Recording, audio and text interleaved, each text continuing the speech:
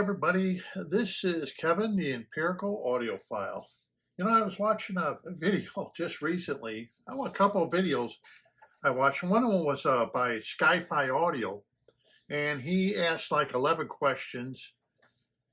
And so there was another YouTuber called OCD Hi-Fi Guy, OCD Mikey, and he decided to do the same thing as SkyFi Audio did, but change up the questions to more audiophile questions where everybody can answer them, not just people on YouTube. And I thought his questions were very true to reality compared to the other questions that SkyFi Audio asked. So I'm going to kind of repeat them here. Now, he said there were 11 questions. Out of the video, I only got 10 questions. Okay, I guess I must have missed one of them, or that's all he really asked was 10, and he thought he asked 11, but all I could get was 10 questions. Okay, so I'll get into OCD Mike. Now, I've talked to OCD Mikey on the phone and stuff. Real nice guy if you haven't talked to him. Yes, he does sell stuff retail, but he tries to set people straight. His heart is in the right direction of what he's doing. He's trying to sell people equipment so they'll be happy with it for a very long time. And that's what counts in this industry. Will you be happy with what you bought for a very long time? So I'll get into his questions. I'm going to kind of answer them myself too. So if OCD Mikey is watching, because I thought his questions were right to the heart of audiophiles. Question number 1. Have you ever lied what you paid about hi-fi equipment because it was too expensive and you were embarrassed to tell the truth? Now, on something like this, have I ever lied? No. I tell people what I paid. The best of my memory, I haven't lied about anything, even though I maybe paid a lot of money, because I've always got a small discount from a dealer I got it from. And anyone can look up to see what the piece of gear costs, because after I stopped buying used equipment and I bought new equipment, no, I told people the truth and I told them where I bought it. If I thought I got a good deal, I tell people, hey, this is what I paid for it and see what you can do. This is what I got it for. I know there are some that have bought things on their credit card and told their wife, oh, it wasn't that expensive. I got a great deal on it, and that wasn't true. And I know that for a fact. But I myself have been pretty upfront. If it costs so much money, I tell people what I got it for, if they really want to know, if they're interested in buying a piece of equipment. Question number 2. What was the first product you bought off a rave review and found out that it was not how they described in the sound quality and it did not deliver what a journalist claimed it would do? Which product? Okay, this is a really question, I would say, that's embarrassing to a lot of audiophiles, because today there are not a lot of audio salons, or sometimes they're very far spaced apart and you would like to go visit them, but it is a pretty far trek to go to one, and depending on what state you live in. I know in the state of Illinois, like Chicago, there are a lot of audio salons and they're easy to get to. But here in Florida, I find them too far and few in between audio salons. So a lot of people are looking for a particular, let's say, speaker, and there's only 2 places to get them in the United States or something. Some speaker manufacturers sell direct, but I wouldn't buy from one of them because of all the rules and regulations they have about their speakers. In other words, consumer takes all responsibility and they take none. But there are speakers out there and stuff that people would like. I'll give examples like Tannoy, for example, and not too many people sell them. So you're going off of what people have reviewed on the speaker, how good it sounds. And have you ever been burnt on something like that? Now, I have bought things exactly that way, where you go into a salon and you're looking for a particular piece, let's say like a Macintosh, and this is true, and they don't have it. Well, you're a Macintosh dealer. Why don't you carry all the equipment so we can listen to it before we buy it, Or you have to wait until a show comes up. Hopefully they may have it, and usually they don't have it. So you buy it off of what reviewers say, and then you try it out yourself and you find out it's not as good as what the reviewer said. Where is the reviewer coming from? In fact, I'll give you an example. There's a channel called Skunkie, and she wanted to buy new small speakers. And off of the advice of reviewers, she went and bought some JBL speakers, some small ones. Everybody had rave reviews about it. And she listened to them, and she's sending them back. She said, they're garbage. She says, how can these reviewers review something like this? And they're garbage speakers. She also did some review on some amps that people rave about. And she said they had no bass. She said they weren't very good amps. And she's one who tears apart all the amplifiers and stuff like that to see how they're made and stuff. And she's found a lot of problems with like some of these Chinese amps. How can these people give a rave review? I myself have bought CDs from reviewers saying, oh, it's a great sounding CD. And I bought the CD and it sounded like garbage, just pure garbage. It's like, what are you listening to this stuff off of? So I thought that was a good one because it's happened to me. You would listen to a reviewer on how great a product is, and it's not that great. Question number 3. Do you remember the time when you realized there was a distinction between paid audio journalists and actual audiophiles? Because if you haven't, it's time to. That's kind of one of those questions where a journalist, they're not an audiophile. Some of them are, but a lot of them, they write and they can make anything sound good. And everything they test out sounds wonderful. And there are certain things of the way their wording is. They always use the same wording too. Oh, it had sparkle on the high end. Oh, the bass was tight and accurate. Now, everything's the same, no matter what they do, they use the audiophile words to let you know. And then they use these audiophile CDs, these esoteric CDs that, it's like the music is boring, and I think I said that on my channel. And I have other audiophiles tell me, you got this audiophile CD and it sounds great, but it's like, I can't listen to the music. It's garbage. Let's see, number 4, how many years on online research, reading, reviews, trying audio gear is it taking you to consider that you will not know shit about system building? So here we are, we're turning around. We spend years and years of reading reviews and and you still don't know jack shit. I've been doing this 55 years. And believe me, you have to learn a lot of things that you don't know. And I was just at a meeting just recently with a club here in Florida.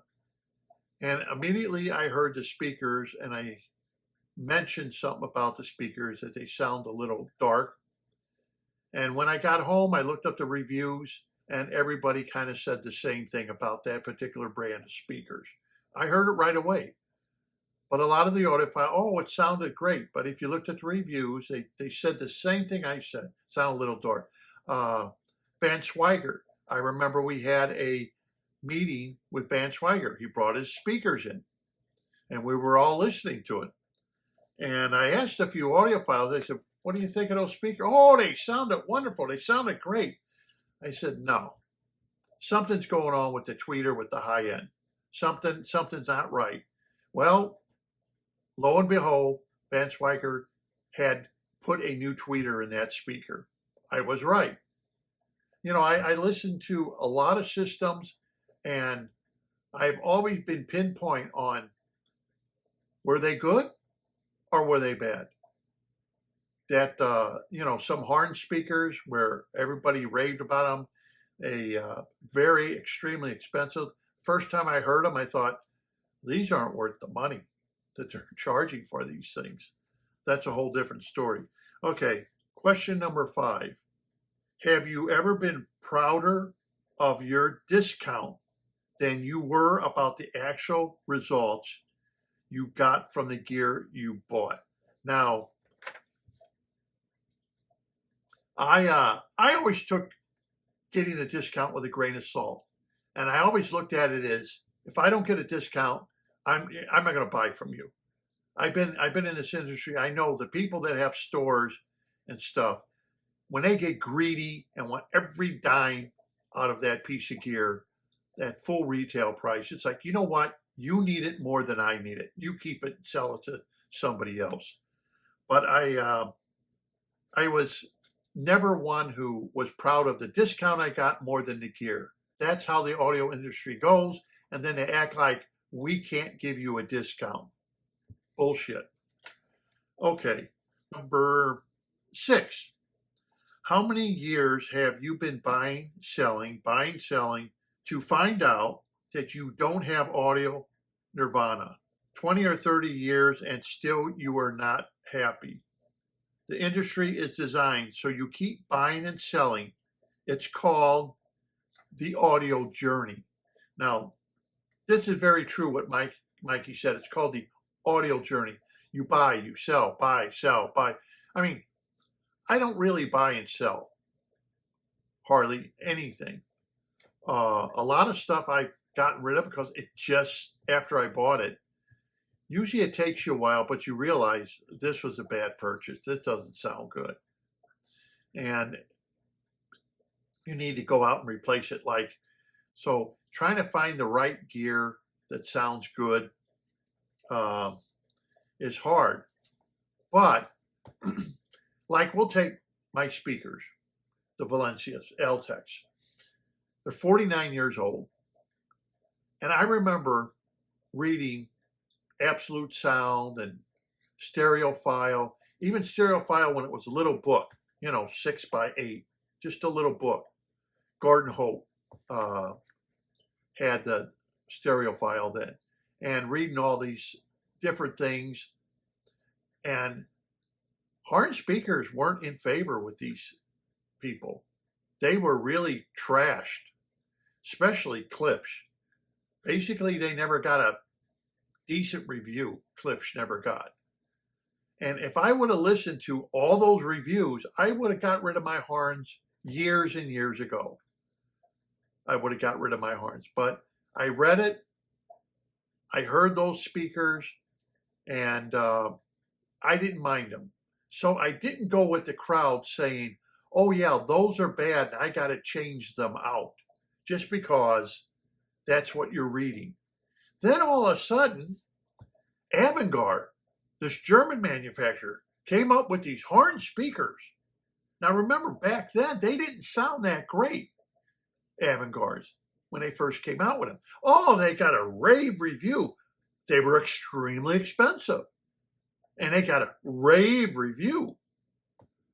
Yeah. And we heard some of the newer Avantgardes out there. Back then, 25,000, 30,000. And they weren't that great. I remember the last show I went to, I said, these Avantgardes sound a lot better than the ones I heard over 20 years ago. And she said, oh, they've improved them since then. Once again, trust your ears, not what people are telling you. But once again, the reviewer said how great they were, but they were extremely expensive. Then all of a sudden, like magic, horns weren't the worst things in the world, because magazines like Positive Feedback were out, and all of a sudden, horns had a different outlook. Egger horns came out. I don't know if you can even buy Egger horns today, but they came out, where Dr. Egger designed some horns. And them I never really cared for the sound of. We had them come in. They were big and everything, but I never cared for the sound of them. They were all wood and stuff like that. So horns can be made wrong and they can be made right. Okay, but it wasn't until then where they weren't beaten up on horns anymore, and especially clips. Now clips today is unbelievable, but it never was a long time ago. And they really haven't changed their topography of their horns that much, where everybody's saying how great they are. I think it's because they're looking for reviews. Let's see, question number 7. At the last audio show you attended, what percentage of the room sounded like they were worth what they cost in dollars? In other words, is the system worth the amount of money that it costs to make it? You go to audio shows to educate yourself, not to listen to what other people tell you what you should be hearing. Now, question number 7. I've been to a lot of audio shows. In fact, I've been to audio shows long before they had audio shows, where you had to go to electronic shows basically to hear audio, before they started making just audio shows. And you would listen to the gear, because a lot of the gear they had there, some retailers didn't carry. So that was one way of listening to it. But then I've been to audio shows for years and years and years. And like I said, you take 20, 30 years ago, and a good system sounded real good. Today, a good system sounds real good. It really hasn't improved. Good systems sounded good no matter if it's 20, 30 years ago, the same as they sound today. They sound real good. The thing of it is, it's the cost. They turn around and they tell you what the cost of this amplifier is. An amplifier is $20,000. The speakers are $150,000. It's like $150,000 for it. $20,000 just for an amp. Then you got to get the preamp, and the streamer is a $15,000 stream. And you say to yourself, is it really that great a quality to spend that kind of money? Question number 8. Do you ever hide your audio neurosis by saying you're into music? Now, I've heard this talk about this question number 8 by several YouTubers. And they say, do you listen to your audio because you love the music so much, or are you listening to the equipment? Me, be honest with you, I listen to both. That's because, as a child, I'd sit there and my parents had a console, and all in one. And I'd sit there listening to music and play like I was at the piano. You're just a little kid. And you would listen to it. And that's how I got into music, because my mother would listen to music, and she listened to classical and other pieces of music. And that's how I really got into it. My mother was a teacher. But today, after you hear a good system, yeah, it sounds good. But as you learn more about how you got sound staging, how instrument placement is, these are all the carnival act tricks that you enjoy also listening to music. I mean, I don't listen to, let's say, The Wall, Pink Floyd, The Wall, because I don't like the music. I like the music. I love it. I can listen to it in my car because I have it on CD in my car. So I can listen to it off the radio. But boy, listening to it off your stereo, and then you get that sound staging, and then you get that impact, and you get the dynamics, and you get the dynamic range, and you get the sound pressure level. All that changes, and that's what makes an audiophile. to me. It's the music, but you also listen. And there was another thing that was out there that someone made mention that they have an audiophile, but they only listen to 5 CDs, and they got 1,000 CDs or 1,000 records, but they only listen to 5 of them, because these 5 that they listen to really do something to them when they're sitting in front of them, because they sound so good to them that they want to hear it over and over again. I've done the same thing. I've listened to stuff because it sounded so good, and I wanted that excitement of listening to it. You know, the music's not bad. It's not one of those audiophile CDs that you play once and yeah, okay, woo, I can't sit through this crap again. You know, and you listen to it more than once because it does something. It shows off your system. Even if you don't show it off to other people, it shows it off to you. This is the reason I spent all this money. This is the reason I'm an audiophile. I like what it does. Let's see, number 9. What price of ultra high-end elite audio world-class level gear did you buy at half price that sucked ass? Example, it was a $50,000 piece of equipment, and you were able to buy it at half price, and you thought, oh, did I get a deal? Only to take it home and find out it wasn't very good.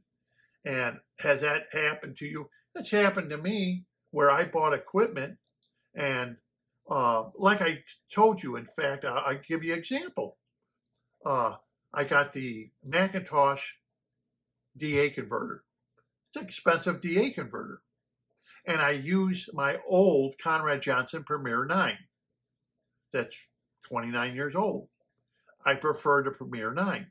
Now, after getting the Simply 845 amp, I notice a huge difference between the 2 DA converters. Okay, Unison Research 845 amp presented the music different than my Conrad Johnson Premier 11.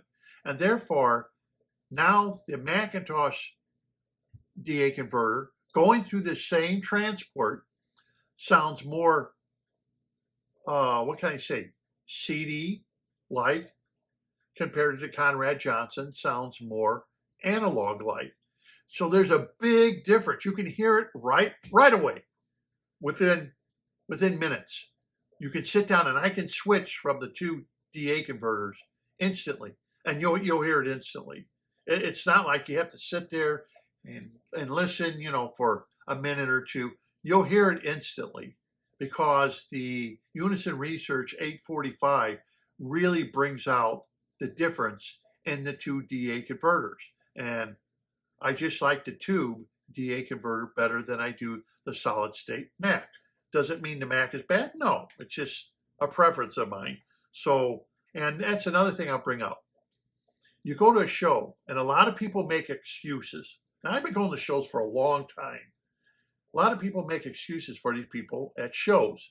Well, it's a show, and it's not going to sound that good because it's a show. Bullshit. It's a show. You're showing off your equipment. You're paying thousands of dollars to be there. Thousands. You are going to make sure your equipment plays correctly. If you're not, you're wasting your money bringing your equipment there. Don't hand me the bullshit. They always give excuses to manufacturers. Well, they don't have time. Yeah, they come there early. They fine-tune that equipment. Fine-tune it. It should sound better than your room. Even if they have a small room, they should fine-tune it to that room so you hear the best of what that equipment can do.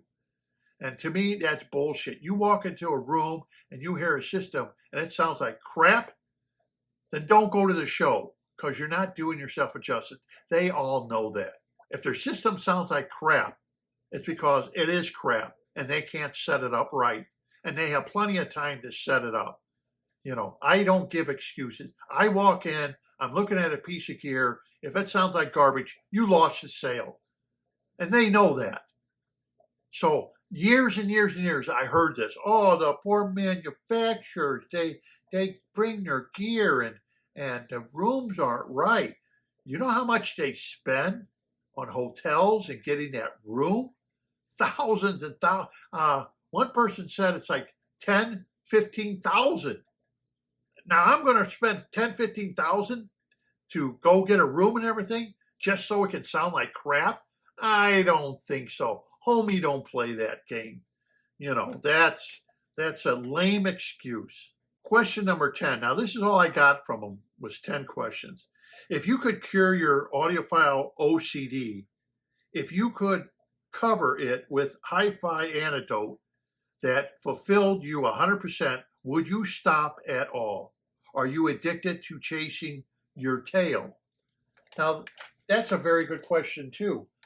A lot of people I know chase their tail. They're constantly, oh, come over and listen to my system. Some new speakers, $35,000 speakers. They got all their wires sitting on bridges. It looks like an erector set. It's like, wow, and you listen to it. It's like, I don't know, man.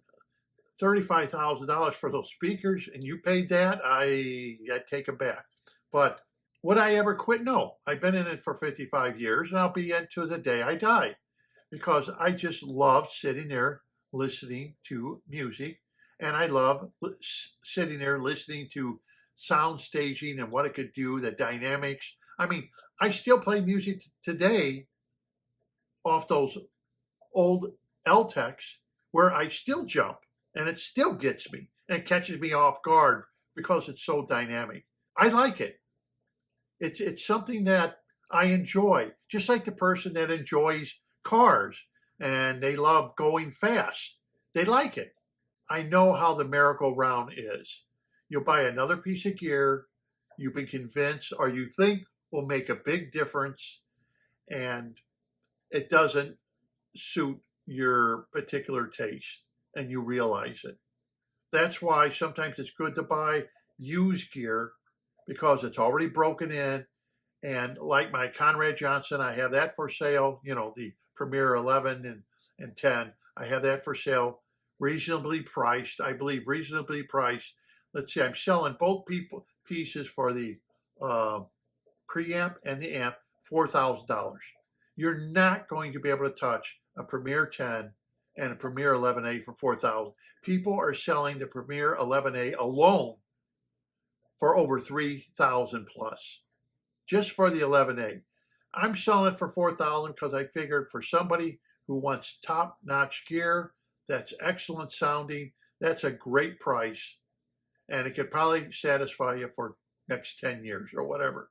But compared to what other people are selling it for, I know I'm underselling. How would you answer those questions? These are questions that are hardball questions to me because a lot of audiophiles lie about their stuff to their spouses. A lot of audiophiles think that, if you have cable that only costs $150, that my $7,000 or $10,000 or $20,000 cable is going to be far, far superior than your cable. It's it's something that I hate to say is you're going to have to listen to it yourself.